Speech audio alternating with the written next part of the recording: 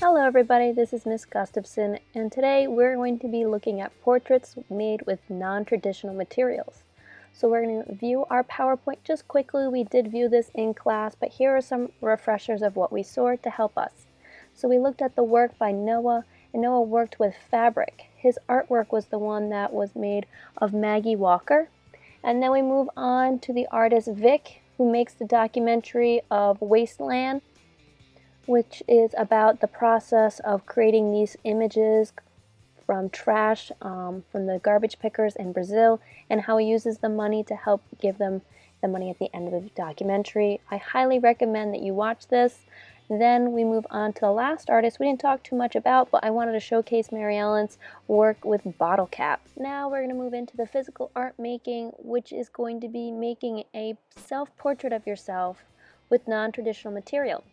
Now, the materials that you choose to work with, you might want to think about what you're grabbing around your house or where you are located, and think about things that represent you.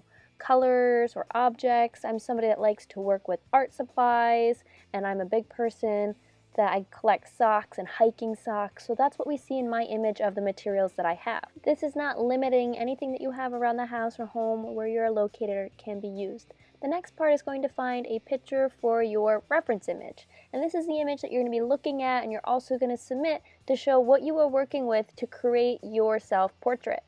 Now here is my self-portrait picture that I'm going to be using. It's me in the sunflower field.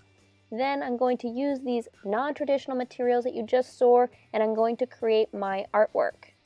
You're going to want to find a large area to work with, so I'm using my table, and I'm also laying down some colors in the background to help give the background of that photograph that we just saw. Then I'm using some shirts and some socks to use as yellow and orange to get my color of my hair. And then I'm using other materials, and I'm looking around the house real quick to find some to help really show some details in that artwork, playing with the blue in the sky, using some paint, some socks, even one of my masks I made. Then I'm using Gatorade to do my blue shirt. Now you don't have to do realistic colors for your artwork. I just chose to try to keep some of the colors similar. And I even threw in those sunglasses that I saw in my picture. You want to make sure that you're going back and forth from your reference image to your artwork to help see how you can push it further. So here's that reference image again of me standing in front of the sunflowers. Now I did use some paint and colored pencils to show my sunflower. No, I do not have every detail of the picture, but I do have myself, some objects in the picture in the sky, and then I used green for the background to show that there's a large section of my picture colored in green. Make sure you're going back and forth between your reference photo and your physical artwork. Sometimes take a step back, see where maybe you can push it a little further. I could definitely go in and find some materials to push my nose further.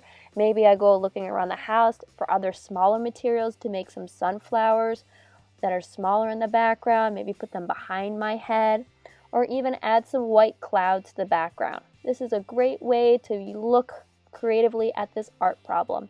Can't wait to see what you create. Again, think about materials that are related to yourself. So if you're somebody that likes sports, add in your sport equipment. If you're somebody that likes cooking, drawing, watching TV, video games, put them into your portrait, but also make sure you're working with a reference image of yourself. Can't wait to see what we create.